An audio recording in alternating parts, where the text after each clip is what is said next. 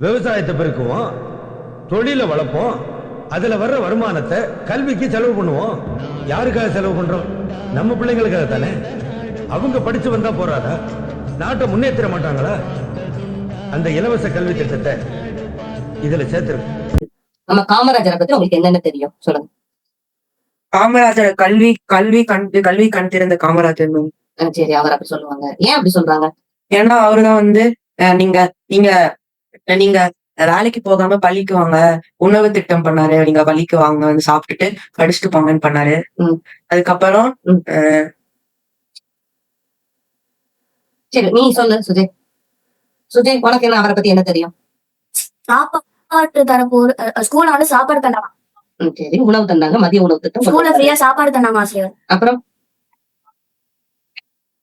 ஆசிரியர் நீர் தேக்க திட்டங்கள்லாம் பண்ணாங்க ஆசிரியர். நீர் தேக்க திட்டங்கள் அப்படின்னா என்னடா அர்த்தம்? நீர் தேக்க திட்டங்கள் சொல்றாங்க அப்படின்னா என்னது அப்படின்னு கேட்டுக்கோ. நீர் தேக்க திட்டம்னா இப்ப அங்கங்க டேம் கட்டியிருக்காங்கல்ல, டேம் எதுக்கு கட்டுறாங்க?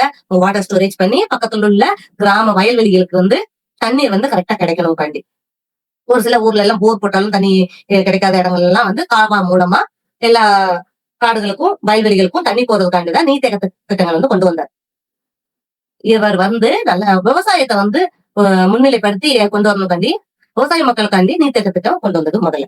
அதுக்கப்புறம் நம்ம எல்லா குழந்தைகளுக்கும், அதாவது ஏழை மாணவர்கள், அந்த காலகட்டத்துல வந்து ஏழை மாணவர்களுக்கு வந்து பைசா கொடுத்துதான் கல்வியை வாங்குற அளவுக்கு வந்து அவங்களுக்கு ஏழையா இருந்தனால அவங்களுக்கு பைசா கிடையாது இல்ல, ஃபேமிலிக்கு கஷ்டத்தினால அவங்களும் வேலைக்கு போனாங்க.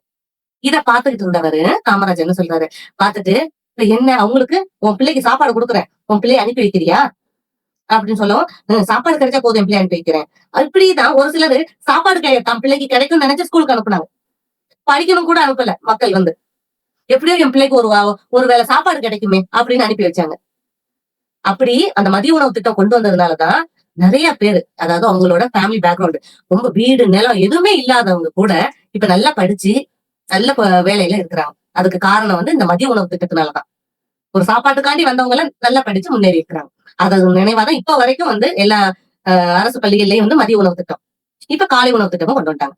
அதே மாதிரி இவர் வந்து விவசாயம் கல்விக்கு மட்டும் வந்து இவர் இது பண்ணல, எல்லா துறைகளுமே வந்து வளர்ச்சி பெறணும்காண்டி என்ன பண்ணாரு. ஒரு சின்ன எக்ஸாம்பிள், இவர் வந்து ஒரு ஊருக்கு போறாரு, அதாவது நம்ம திருநெல்வேலிக்கு ஒரு மீட்டிங் போறாரு. சென்னையில இருந்து திருச்சியில இருந்து போய்கிட்டு இருக்காரு. கூட வந்து அசிஸ்டன்ஸ் எல்லாம் இருப்பாங்கல்ல, பிஏ இதெல்லாம் இருப்பாங்க, 2 பேர் இருக்காங்க கூட அதிகாரிகள். அப்ப வந்து போகும்போது அப்படியே பாத்துக்கிட்டே போறாரு, ஜன்னல் வழியா பாத்துட்டு போகும்போது, உட்கார்ந்து இருக்கிற 2 பேர்கிட்டையும் நீ கூட வந்தவங்கிட்ட, நீ வந்து எவ்வளவு வந்து இருசக்கர வாகனங்கள் போகுது, 4 சக்கர வாகனங்கள் போகுது கணக்கெடு நீ போற வழியில. அதே மாதிரி நீ வந்து போற வழியில வந்து என்னென்ன பெட்ரோல் பங்க் எத்தனை இருக்குது எல்லாத்தையும் கவுண்ட் பண்ணு அப்படின்னு சொல்றாங்க. நேரா வந்து திருநெல்வேலிக்கு போயிட்டாப்ல, எல்லாரும் கவுண்ட் பண்ணியாச்சு. சரின்ட்டு ரிட்டர்ன் வரும்போது இப்பவும் நீங்க வந்து அதை கணக்கெடுங்க அப்படின்ட்டு, போகும்போதும் கணக்கு எடுத்துட்டாங்க, வரும்போதும் கணக்கு எடுத்துட்டாங்க. கணக்கு எடுத்துட்டு வந்து யோசிக்கிறார், ஆமா போற வழியில பெட்ரோல் பங்க் வந்து எல்லா மக்களுக்கும் கிடைக்குதா, எரிபொருள் வந்து எல்லாருக்கும் சரியா இருக்குமா, வேற இன்னும் அதிகமா பெட்ரோல் பங்க் எல்லாம் போடணுமா அப்படின்னு யோசிக்கிறார். மக்களுக்காண்டி யோசிக்கிறார். எல்லாரும் வண்டி போறாங்கல்ல, பஸ்ல ஏறி போறோம், பெட்ரோல் இருந்தா எல்லாருமே பயணிக்க முடியும். அவர் வந்து இது செய்வேன் அது செய்வேன்லாம் இல்ல, மக்களுக்கு என்ன தேவை, மக்களுக்கு இப்ப ரோட்ல போறாங்க, பைக்ல போறாங்க, அவங்களுக்கு இடையில பெட்ரோல் இல்ல நின்றுச்சுன்னா என்ன ஆகும்? ஒரு மக்களா யோசிச்சா இங்க ஒரு பெட்ரோல் பங்க் இருந்தா நல்லா இருக்குமே அப்படின்னு நம்ம நினைப்போம்ல. அது மாதிரி அவர் மக்களோட மக்களாவே இருந்து மக்களுக்கு என்ன தேவையோங்கிறது யாரும் சொல்லாம அவரா செஞ்சார். அதுக்கப்புறம் கணக்கு எடுத்துட்டு போய் அவங்க உள்ள அதிகாரிகள் எல்லாம் பேசி, அப்ப இன்னும் வந்து எத்தனை பெட்ரோல் பங்க் வந்து இன்னும் மக்களுக்கு வந்து உபயோகரமா இருக்கும், எத்தனை கிலோமீட்டருக்கு இன்னும் வைக்கலாம் அப்படின்ட்டு அனலைஸ் பண்றாரு. டீமா உட்காந்து பேசி சரி பண்ணிடலாம் அப்படின்ட்டு உடனே வேலைய ஆரம்பிச்சிருவார். அதனாலதான் அவர் ஆட்சி 9 ஆண்டுகள் தொடர்ந்து ஆட்சி செஞ்சவர் வந்து அவர் ஒரு ஆள் தான். ஏன்னா கரெக்டா மக்களுக்கு என்ன தேவையோ அதை வந்து பக்காவா பண்ணி கொடுத்தவர்.